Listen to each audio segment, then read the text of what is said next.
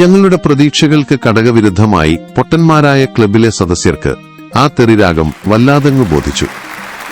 അവർ ഓരോരുത്തരായി നോട്ടുമാലകളുമായി സ്റ്റേജിലേക്ക് പ്രവഹിക്കാൻ തുടങ്ങി. സംഘാടകർ തരാമെന്ന് പറഞ്ഞതിനേക്കാൾ വലിയൊരു തുകയുമായാണ് അന്നു ഞങ്ങൾ മടങ്ങിയത്.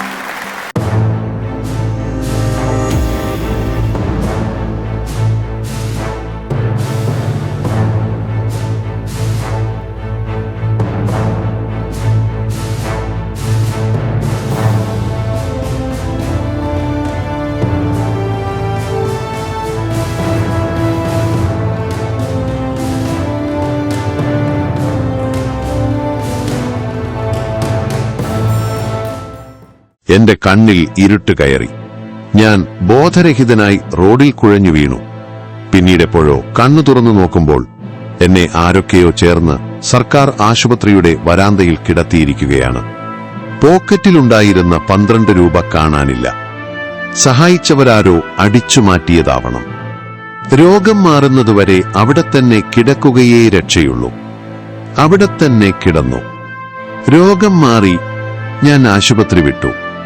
പക്ഷെ അപ്പോഴും വടുക്കൾ പൂർണ്ണമായും കരിഞ്ഞിട്ടുണ്ടായിരുന്നില്ല. അതിനാൽ ഹോട്ടലുടമ എന്നെ ജോലിയിൽ തിരിച്ചെടുക്കാൻ തയ്യാറായില്ല. എന്തു ചെയ്യും? ഭക്ഷണത്തിന് വേറെ വഴിയൊന്നുമില്ല.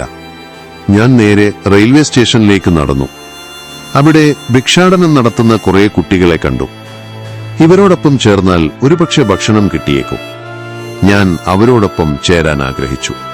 പക്ഷേ ആ കുട്ടിപ്പിശാചുക്കൾ എന്നെ അടുപ്പിച്ചില്ല. അവർ എന്നെ വിരട്ടിയോടിച്ചു. അവരോടുള്ള ഒരു വെല്ലുവിളി എന്ന വണ്ണം ഞാൻ സ്വന്തം നിലയിൽ തന്നെ ഭിക്ഷ യാചിക്കാൻ തീരുമാനിച്ചു. പക്ഷെ യാതൊരു പ്രയോജനവും ഉണ്ടായില്ല. 2 മണിക്കൂർ കരഞ്ഞു വിളിച്ചിട്ടും ഒരാൾ പോലും എന്നോട് കരുണ കാണിച്ചില്ല. 5 പൈസ പോലും കിട്ടാതെ ഞാൻ നിരാശനായി. ആ തെണ്ടിക്കുട്ടികൾക്ക് ധാരാളം ചില്ലറകൾ വലിച്ചെറിഞ്ഞു കൊടുക്കുന്ന ദയാശീലരായ അതേ മനുഷ്യർ എന്നെ മാത്രം ശ്രദ്ധിക്കുന്നതേയില്ല. ഭിക്ഷാടനം അത്ര എളുപ്പമുള്ള ഒരു പണിയല്ല എന്ന അനുഭവം കൊണ്ട് എനിക്ക് ബോധ്യമായി. അങ്ങനെ നടന്ന് അലഞ്ഞു തിരിഞ്ഞ് വലഞ്ഞ് ഗതികെട്ട് അവസാനം കാറു കഴുകുന്ന ഒരു പണി ഞാൻ കണ്ടെത്തി. ദിവസേന 50 പൈസ കൂലിയായി കിട്ടും. അങ്ങനെ ഉഷാറായി ജോലി ചെയ്യുന്നതിനിടയിൽ എന്റെ ദേഹത്തെ വടുക്കളെല്ലാം നന്നായി കരിഞ്ഞ് ക്രമേണ അപ്രത്യക്ഷമായി. അതോടെ വീണ്ടും ഞാൻ ഹോട്ടൽ ജോലി അന്വേഷിച്ചിറങ്ങി. അങ്ങനെയാണ് മൗണ്ട് റോഡിലുള്ള മൈ കോഫി ബാറിലെ സപ്ലയറായി ജോലിയിൽ പ്രവേശിക്കുന്നത്. വലിയ സന്തോഷത്തോടെയാണ് ആ ജോലി ഞാൻ ഏറ്റെടുത്തത്. ഒരു ദിവസം നെറ്റിക്ക് കുറുകെ വീതിയുള്ള ചന്ദനക്കുറിയിട്ട മെലിഞ്ഞ ഒരു ചെറുപ്പക്കാരൻ കയ്യിൽ ഒരു വയലിനുമായി ഹോട്ടലിലേക്ക് കയറി വന്നു. അദ്ദേഹം വയലിൻ മേശപ്പുറത്ത് വെച്ച് ചായയും വടയും കഴിച്ചുകൊണ്ടിരുന്നപ്പോൾ ഞാൻ എന്റെ വിരലുകൾ കൊണ്ട് ആ വയലിൻ കമ്പികളിൽ മൃദുവായി സ്പർശിച്ചു. അദ്ദേഹം എന്നെ നോക്കി. എന്റെ പൂർത്തീകരിക്കാൻ കഴിയാത്ത വയലിൻ പഠനത്തെക്കുറിച്ച് ഞാൻ അദ്ദേഹത്തോട് സംസാരിച്ചു. അദ്ദേഹം എനിക്ക് സ്വന്തം അഡ്രസ് തന്നു. താൽപര്യമുണ്ടെങ്കിൽ വയലിൻ പഠിപ്പിക്കാമെന്നും സമ്മതിച്ചു. തിരക്കുള്ള ഹോട്ടൽ ജോലിക്കിടയിലും ആ മഹാനുഭാവന്റെ വീട്ടിൽ പതിവായി പോകാനും വയലിൻ പഠിക്കാനും ഞാൻ സമയം കണ്ടെത്തി. ഇഡ്ഡലിയും വടയും സാമ്പാറുമൊക്കെയാണ് ഞാൻ അദ്ദേഹത്തിന് ഫീസായി നൽകിയത്. അതൊക്കെ വലിയ താൽപര്യത്തോടെയാണ് അദ്ദേഹം സ്വീകരിക്കുകയും കഴിക്കുകയും ചെയ്തത്. അദ്ദേഹത്തിന് അവിടെവിടെ ചില കച്ചേരികളൊക്കെ കിട്ടിത്തുടങ്ങിയ കാലമായിരുന്നു അത്. മേളക്കാരോടൊപ്പം ഞാനും കച്ചേരികൾക്ക് പോയി തുടങ്ങി. എന്നാൽ ആശാൻ ഒരു ദുശീലമുണ്ട്: ചീട്ടുകളി. കച്ചേരി കഴിഞ്ഞാൽ പിന്നെ മേളക്കാരോടൊപ്പം വെളുക്കുന്നതുവരെ ചീട്ടുകളിയാണ് ആശാന്റെ സ്ഥിരം പരിപാടി. നേരം വെളുക്കുമ്പോഴേക്കും കച്ചേരി പാടിക്കിട്ടിയ തുച്ഛമായ പൈസ മുഴുവനും മേളക്കാരുടെ പോക്കറ്റിലായി കഴിഞ്ഞിരിക്കും. ആ മഹാനുഭാവൻ വെറും കൈയോടെ യാതൊരു പരാതിയുമില്ലാതെ വീട്ടിലേക്ക് മടങ്ങും. ഒരിക്കൽ ഒരു ക്ലബ്ബുകാരുടെ പരിപാടിക്ക് ഞങ്ങൾ കച്ചേരി പാടാൻ പോയി. അവിടെ ക്ലബ്ബുകാർ തമ്മിലുള്ള തമ്മിലടി കലശലായതിനാൽ കാശു കിട്ടുമോ എന്ന കാര്യത്തിൽ സംശയമായി. ഈ സാഹചര്യത്തിൽ അവിടെ കച്ചേരി പാടണമോ മടങ്ങിപ്പോകണമോ എന്ന കാര്യത്തിൽ ഞങ്ങൾക്കിടയിൽ തർക്കമുണ്ടായി. ആശാന്റെ തീരുമാനത്തിനായി എല്ലാവരും ചെവിയോർത്തു. വന്ന സ്ഥിതിക്ക് പാടാതെ പോകുന്ന പ്രശ്നമില്ലെന്നായിരുന്നു ആശാന്റെ തീരുമാനം.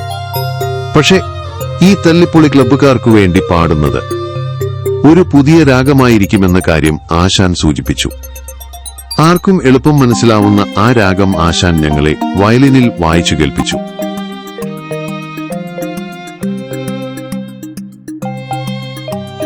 ആ രാഗം എല്ലാവർക്കും നന്നായി ബോധിച്ചു. ഈ രാഗത്തോടൊപ്പം ഇടയ്ക്കിടെ പുട്ടിന് തേങ്ങ എന്ന വണ്ണം ചില തമിഴ് തെറികൂടി ചേർത്ത് വായിച്ചപ്പോൾ രാഗം ഒന്നുകൂടി കൊഴുത്തു. എന്നാൽ പിന്നീട് നടന്ന സംഭവങ്ങളാണ് അതിലേറെ രസകരമായത്. ഞങ്ങളുടെ പ്രതീക്ഷകൾക്ക് കടകവിരുദ്ധമായി പൊട്ടന്മാരായ ക്ലബിലെ സദസ്യർക്ക് ആ തെറിരാഗം വല്ലാതങ്ങ് ബോധിച്ചു. അവർ ഓരോരുത്തരായി നോട്ടുമാലകളുമായി സ്റ്റേജിലേക്ക് പ്രവഹിക്കാൻ തുടങ്ങി. സംഘാടകർ തരാമെന്ന് പറഞ്ഞതിനേക്കാൾ വലിയൊരു തുകയുമായാണ് അന്നു ഞങ്ങൾ മടങ്ങിയത്. പിന്നീട് ഇതുപോലുള്ള ചില സ്റ്റേജുകളിൽ അതേ തെറിരാഗങ്ങൾ വീണ്ടും പാടാൻ ഞങ്ങൾ ആശാനെ നിർബന്ധിച്ചെങ്കിലും ആ മഹാനുഭാവൻ വഴങ്ങിയില്ല. അന്നത്തെ ആ മഹാനുഭാവൻ പിന്നീട് ചിന്നക്കുടി വൈദ്യനാഥ ഭാഗവതർ എന്ന പേരിൽ ലോകമറിയുന്ന വയലിൻ ഗുരുവായി മാറി. Thank you for watching. Stay tuned for the next episode. Goodbye.